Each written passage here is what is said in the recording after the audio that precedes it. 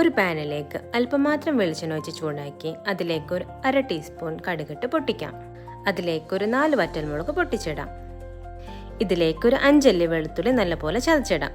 അതിൻ്റെ പച്ചമണം മാറുന്നവരെ നല്ലപോലെ ഒന്ന് സോട്ട് ചെയ്യാം.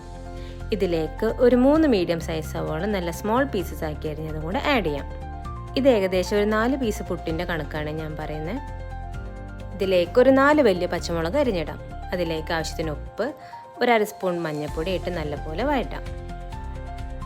ഇതുപോലെ ഒരു 3 മുട്ട കൂടെ പൊട്ടിച്ചു വയ്ക്കാം.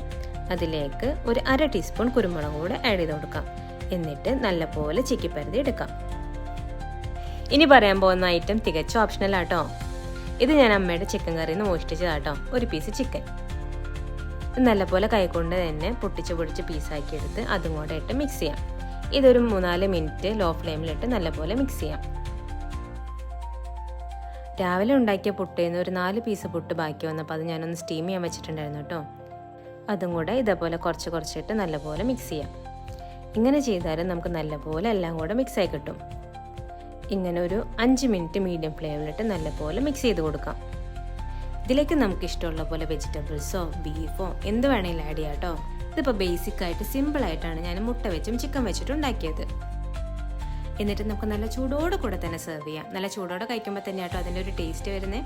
അപ്പോൾ എല്ലാവരും ഉണ്ടാക്കിയിട്ട് കഴിച്ചു നോക്കിയ അഭിപ്രായം പറയണേ.